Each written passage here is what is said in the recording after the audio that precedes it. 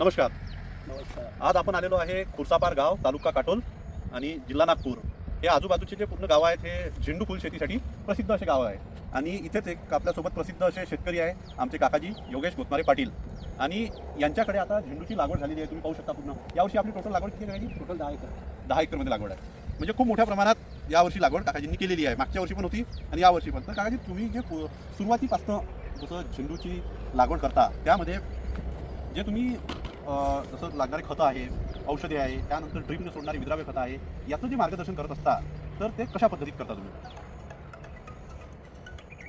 जे आपण नियोजन करता सुरुवातीपासून तर ते कशा पद्धतीत नियोजन करता? सुरुवातीला मी स्पेशल डोस टाकतो. हां. त्याच्यामध्ये पहिले सुपर फॉस्फेट, त्याच्यात नीम झेड हां. आणि याचा स्पेशल डोस पहिले टाकून देतो पूर्ण बेड. हां. त्याच्यानंतर आम्ही लावण करतो. हां. आणि त्याच्यानंतर जे आम्हाला ट्रीटमेंट जे पाहिजे हां. ते जे निवल साहेब आहे त्यांच्या माध्यमातून आम्ही मग ते फवारणीतून ड्रीपमधून ते घेत असता. आणि त्यांच्या ते जे ट्रीटमेंट सांगतात त्या पद्धतीने चालतात. बरं. आणि हे फवारणीसाठी स्पेशल त्यांचे हे आहे. तर आपण काय केलं, म्हणजे आता गेले 2-3 वर्ष जे आहे आपण कळी जेव्हा धारण होते, कळी धारण अवस्था झाल्यावर काय होते की आपल्या कळ्याचं प्रमाण कमी दिसते. त्यानंतर कळीचं रूपांतर फुलात लवकर होत नाही.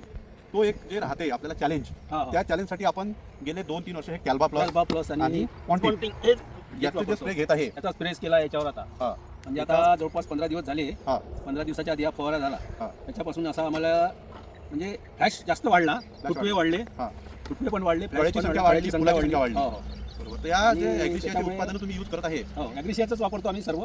जे तर याच्यापासून तुम्हाला काय उत्पादनात वाढ झालेली दिसते का नाही काही? उत्पन्नात वाढ झाली हे दिसूनच राहिलं ना आता. ते जे आहे दिसून राहिलं त्याच्यावरूनच वाढ झाली ना. म्हणजे तुम्ही एकंदरीत समाधानी आहे. एक नंबर समाधानी. 2-3 आणि सोबत जे आहे काकाजीचा मुलगा ज्याची खूप मेहनत आहे, मुकुल, तो पण त्यांचा खूप शेतीमध्ये योगदान आहे, त्याचा साथ देत असतो आणि टेक्निकली चांगल्या पद्धतीत शेती करतात असे यंग फार्मर आणि सोबत त्यांचे मार्गदर्शक त्यांचे बाबा योगेशजी गोतमारे. धन्यवाद काकाजी, तुम्ही वेळ दिला आम्हाला.